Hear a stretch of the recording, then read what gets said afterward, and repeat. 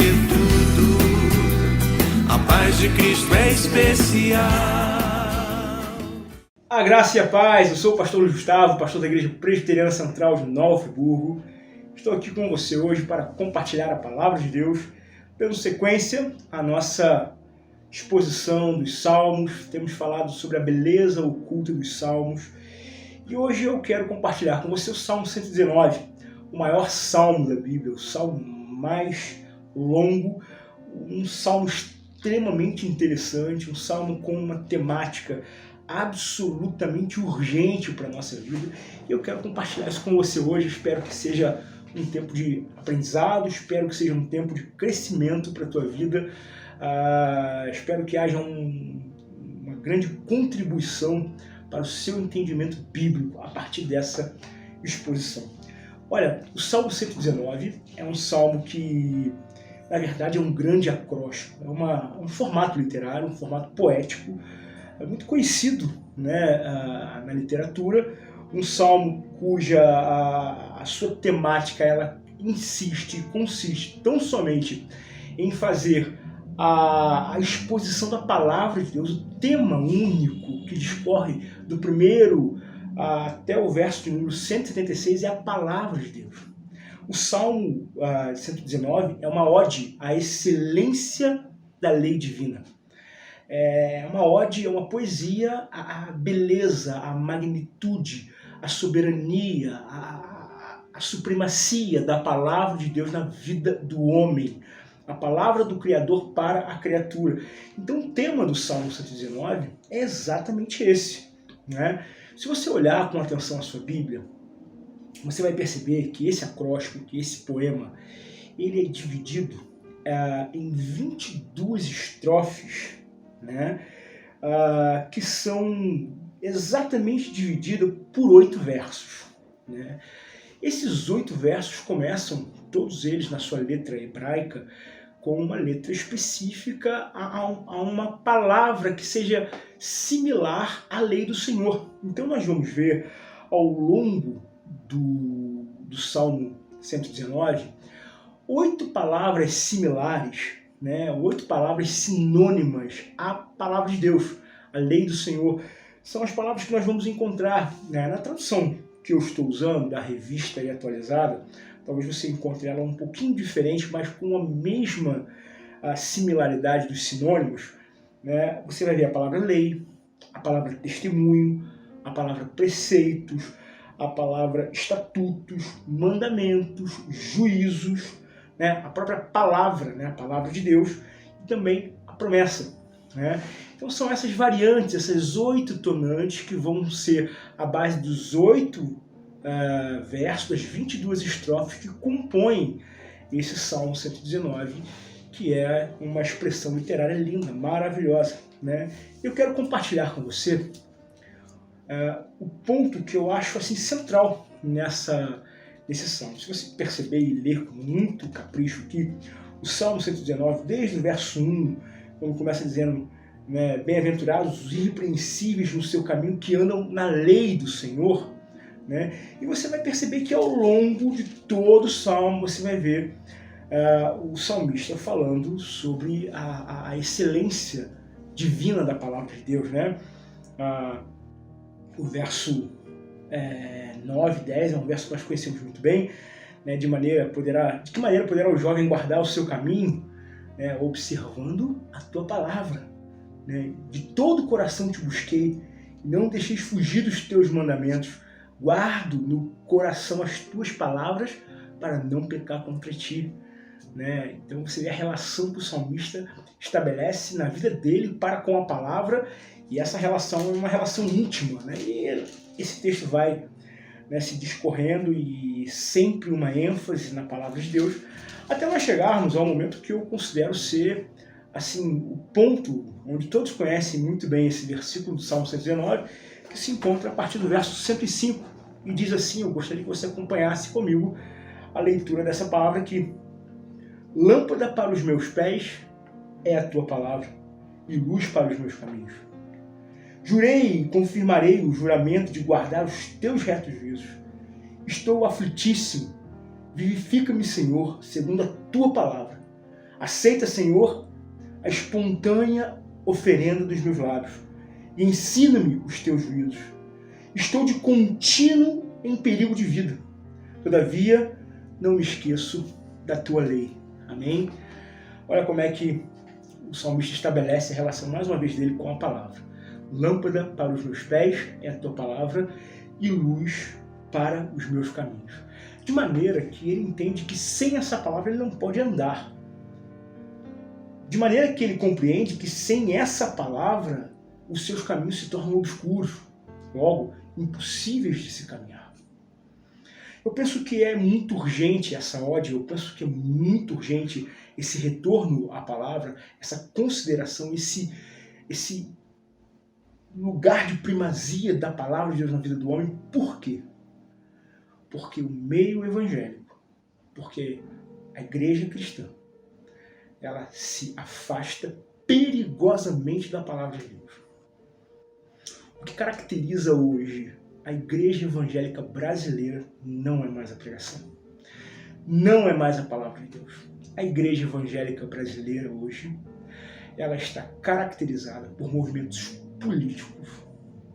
A igreja brasileira hoje está caracterizada por sentimentalismo, por sentimentos de prosperidade, por sentimentos de crescimento pessoal, por buscas produzidas por mero interesse pessoal, partidarismo, faccionismo, invencionices. Os cultos hoje não representam mais a palavra de Deus, não traduzem mais, não refletem mais a vontade de Deus através da sua palavra, mas os cultos evangélicos hoje refletem a vontade do homem, o desejo do homem, o interesse pessoal do homem, tanto no seu estilo cultural, modal. Os cultos hoje atendem muito mais às necessidades pessoais dos cristãos ou dos pseudo-cristãos do que da vontade de Deus. Nos afastamos absolutamente da palavra de Deus. As canções, elas imputam a ideia de se adorar a Deus, de se buscar a Deus, de se conhecer a Deus, de ter intimidade com Deus. Mas é uma intimidade forjada na mente humana. É uma intimidade forjada nos parâmetros humanos. Porque o evangelho brasileiro hoje representa um evangelho analfabeto de Bíblia. Não tem como amar o Senhor sem amar a palavra do Senhor. Não suportamos pregações bíblicas. Nós queremos, na verdade, shows de entretenimento. Nós queremos ouvir testemunhos, nós queremos ouvir histórias paralelas. Nós nos interessamos muito em manifestação de milagres, em testemunhos de poder. Poder que muitas vezes eu desconheço. Nós buscamos tantas outras coisas, não ouvimos pregações expositivas nas igrejas. Muitas vezes pregações temáticas mal formuladas, mal engendradas, mal trabalhadas. As pessoas se escondem atrás de uma capacitação espiritual, mas não têm coragem de estudar um texto antes de ler. Muitos pregadores vão ler o texto e não sabem nem ler direito o texto que estão lendo, não conseguem nem entender o que estão falando. O amor que o salmista tem pela palavra de Deus aqui, nós não vemos ele refletido na igreja contemporânea. Nós não vemos ele refletido na igreja brasileira. As pessoas têm preguiça. Para muitas pessoas, pregação boa é pregação rápida, objetiva, cheios de desculpas esfarrapadas para não se ouvir. Você vai em muitas igrejas, o pregador prega o texto que ele vai usar na mensagem dele, a igreja no uníssono fecha a Bíblia, porque sabe que não vai voltar mais. Não há uma exposição, não há um comprometimento. Eu creio absolutamente que o querigma, que a proclamação da palavra de Deus é algo espiritual. Eu não posso pregar sem estar selado pelo Espírito Santo. Eu não posso falar para você aqui agora se eu não for direcionado pelo Espírito Santo, se eu não tiver uma preparação para isso. Mas eu também acredito na capacitação intelectual, no cuidado, no zelo para com o compartilhamento da mensagem. Quando você pega Pedro falando sobre a palavra dele, pregando para o Sinédrio, pregando na escadaria do templo, sim, ele foi usado pelo Espírito Santo, ele foi sim investido com uma autoridade, ele foi investido sim com intrepidez, mas ele sabia o que ele estava falando. A pregação de Estevão é uma pregação absolutamente expositiva. Ele foi capacitado sim, falou com intrepidez e autoridade sim, mas ele sabia o que ele estava falando.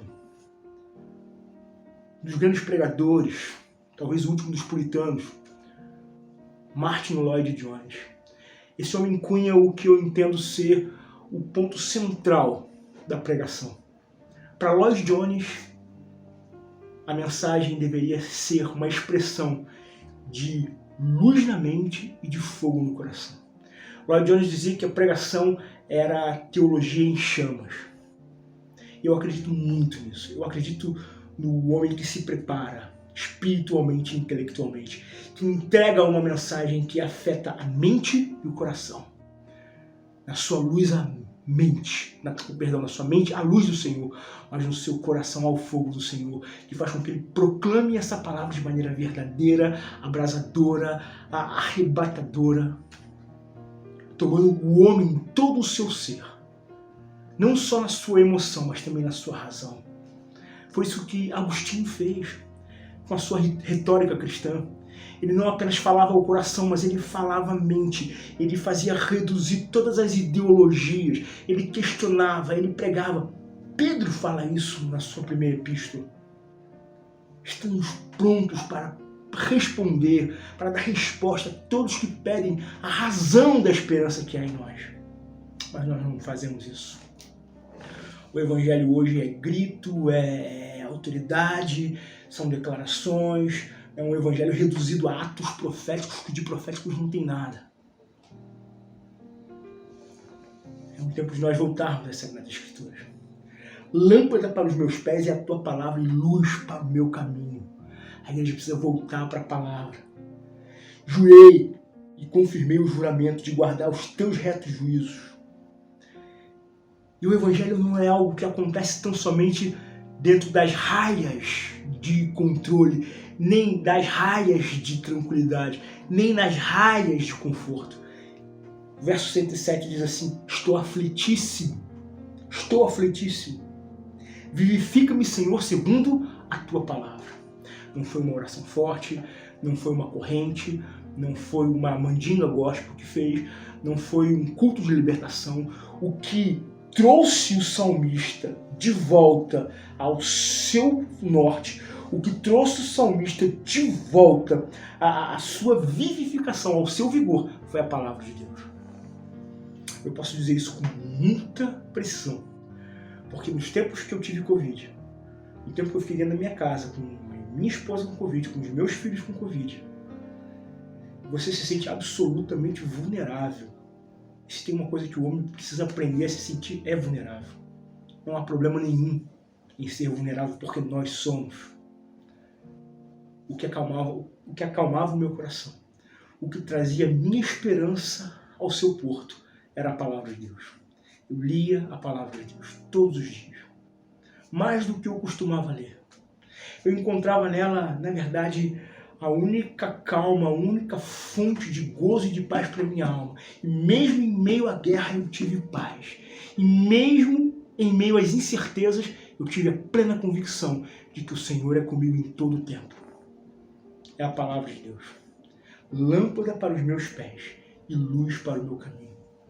Ou seja, aquilo que me guia, aquilo que me direciona, aquilo que abre a minha visão para que eu continue a caminhar. É um tempo sofrido. O apóstolo Paulo fala que o que caracterizaria o surgimento do anticristo, o fim desse tempo que nós vivemos, é a apostasia. O que é a apostasia? É o afastamento da palavra de Deus. O apóstolo Paulo adverte aos Gálatas que passam tão depressa para outro evangelho. Talvez essa seja a advertência que nós precisamos ouvir hoje, porque muitos de nós estamos passando muito depressa para um outro evangelho. Um evangelho alicerçado em políticas, em ideologias, um evangelho alicerçado em práticas comuns, um evangelho que se queda, que se abre, um evangelho que se rende às tendências culturais, modais, ideologias da nossa geração. Não. Nós precisamos voltar para a palavra de Deus. Entender que ela é a base de tudo. Salmo 119, no verso 109, diz assim: estou de contínuo em perigo de vida. Todavia, eu não me esqueço da tua lei. Essa que é a nossa grande visão, é o grande desafio. Ainda que você esteja em perigo, ainda que você esteja num momento difícil da sua vida, não se esqueça da palavra de Deus. Salmo 119 termina com o último versículo dizendo assim: ando errante como ovelha desgarrada. Procuro o teu servo, pois não me esqueço dos teus mandamentos. Querido, o desejo do meu coração é que a beleza oculta desse salmo revele a grande necessidade de nós voltarmos integralmente de corpo, alma e mente à palavra de Deus. Que o Senhor te abençoe rica e abundantemente. Que você possa amar essa palavra, que você possa tê-la em crédito, entender que ela é o manual para a tua vida, entender que sem ela os teus caminhos estão escuros, os teus passos estão perdidos, a sua mente está confusa. Não confie no teu coração. Jeremias disse que enganoso é o coração do homem, desesperadamente corrupto. Quem o conhecerá? O que te guia, querido, é a palavra. O que te guia, o que te orienta, o que te fortalece é a palavra do Senhor. Lâmpada para os meus pés é a tua palavra e luz para o meu caminho. Que Deus abençoe você, rico e abundantemente, que a graça do Senhor esteja contigo, hoje e para todo sempre. Nos vemos no próximo programa, aqui no Graça e Paz. De coração, irmão, quero te declarar a paz que vem de Jesus e vale muito, muito mais do que ouro ou outro metal, mais do que tudo, a paz de Cristo é especial.